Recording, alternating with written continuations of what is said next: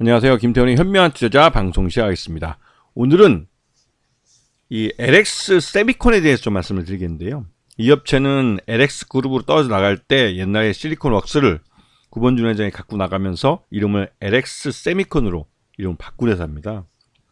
그러면서 이 구본준 회장 자체가 옛날 LG그룹에 있을 때 LG 반도체 대표이사를 했던 분이기도 하고 LG 반도체에 대해서 굉장히 애정을 갖고 있던 경영자라 이 LX 그룹으로 떨어져 나가면서 반도체를 이 LX 그룹의 핵심 주력 사업으로 키우겠다고 하고 있습니다. 그러면서 지금 현재로서는 이 LX 세미콘이 주력으로 하는 게 OLED DDI 칩이라고 해가지고 디스플레이를 구동하게 해주는 그런 칩입니다. 반도체 칩. 이게 이제 팹립스 업체 중에서는 국내에서 아마 가장 큰 업체라고 할 수도 있는데, 이 팹립스 업체로 국내에서 이 삼성전자 시스템 LSI 다음으로 LS 세미콘이 이 DDI 칩을 가장 많이 하고 있죠.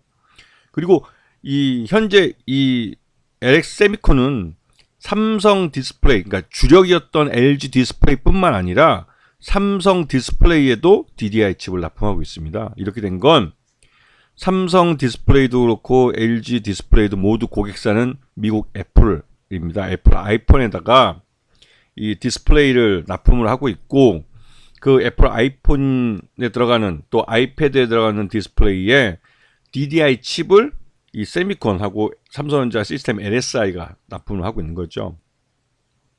그런데 이 LX 세미콘은 이 LG 디스플레이에 주로 납품을 해오다가 미국 애플 아이폰 15가 나오면서 이 물량 부족에 삼성 전자 시스템 LSI가 물량 부족에 허덕이면서 이 애플 아이폰 15의 양산 이 날짜를 못 맞추게 될 위기가 발생한 겁니다. 그때 이제 이 주로 LG 쪽 이 거래처였는데, 이 LX 세미콘이 삼성전자 시스템 LSI 거 물량도 같이 일부 받아서 해주기를 원했죠. 그래서 이 고객사의 요청으로 LX 세미콘은 LG 디스플레이뿐만 아니라 삼성 디스플레이에도 DDI 칩을 납품하게 됐습니다. 그러면서 매출 외형도 2조 원이 넘게, 재작년 같은 경우는 매출을 2조 원 넘게까지 끌어올렸었죠. 근데 올해 보시게 되면 매출이 1조 9천억 정도로 줄어들었습니다. 매출 외형이 줄어들었고 영업이익이나 당기순이익도 모두 작년보다 줄어든 모습을 보였습니다. 특히나 수익성 면에서 점점 나빠지고 있기 때문에 이 부분이 참 문제가 되고 있는데, 특히나 이제 LX 세미콘의 주요 고객사인 LG 디스플레이가 이 애플 쪽 물량을 제대로 받지 못하는, 왜냐면 애플 쪽에서도 가격을 다운시키거나 하는 문제 때문에도 이 복수의 이 공급망을 가져가려고 하고, 특히 이번에 중국 쪽 BOE가 이 애플 아이폰 이 공급망에 이름을 올리게 되면서 전반적으로 납품 가격이 깎일 가능성이 커졌어요. 그러다 보니 이 LX 세미콘은 OLED 구동 칩이라는 단일 수익을 갖고 매출을 만들고 있기 때문에 굉장히 큰 위기감을 느끼게 된 거죠.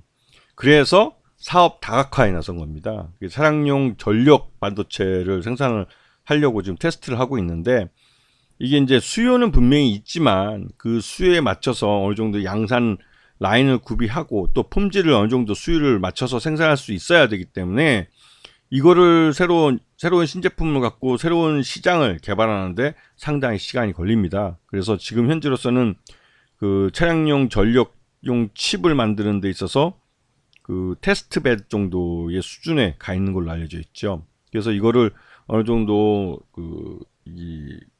말 그대로 시장에서 수익성 있게 그러니까 생산을 할 수 있는 만큼의 개발이 끝나야 이 고객사에게 샘플을 전달하고 고객사의 오더를 받을 수 있는 거죠. 오더를 받아서 이거를 본격적으로 양산하기 시작할 때 이 회사는 이제 제대로 돌아가게 되는 겁니다. 자, 지금 작년 실적 기준으로 봤을 때 TV와 IT, 즉 모니터 같은 거죠. 이제 모바일, 우리 아이폰 쪽 말하는 겁니다. 그쪽에 보면 이 TV 쪽은 분기별로 봤을 때 꾸준히 늘어나고 있는 것을 볼 수 있어요. 그러다가 이제 23년 4분기 때 비중이 팍 줄어들게 됐죠. 그리고 애플 아이폰 15가 나오는 그 4분기 때 오히려 모바일 쪽은 급증을 했습니다. 이건 신모델이 나올 때 나타나는 전형적인 현상이에요.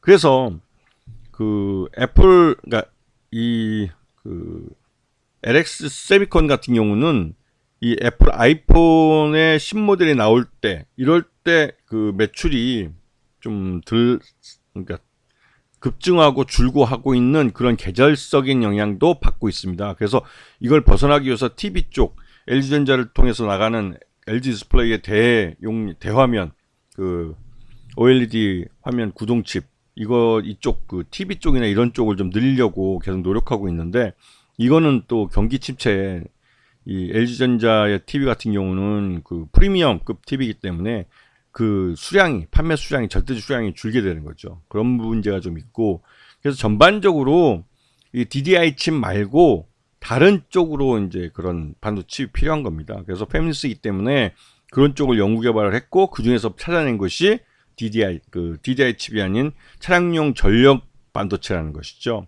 그래서 이쪽을 신규로 이게 시장에 납품하려고 하는 것은, 차량용 반도체가 지금 아직도 여전히 그 수요에 비해서는 그 공급이 딸리고 있는 상황이기 때문에 제값을 받고 시장에 진출할 수가 있고, 또 수량도 대기업이 들어가기에도 충분히 있는 시장이 있는 그러니까 수요가 있는 시장이기 때문에, 그래서 이제 LX세미콘이 이런 그 차량용 전력 반도체를 개발해서 시장에 진출하려고 노력을 하고 있는 것이죠.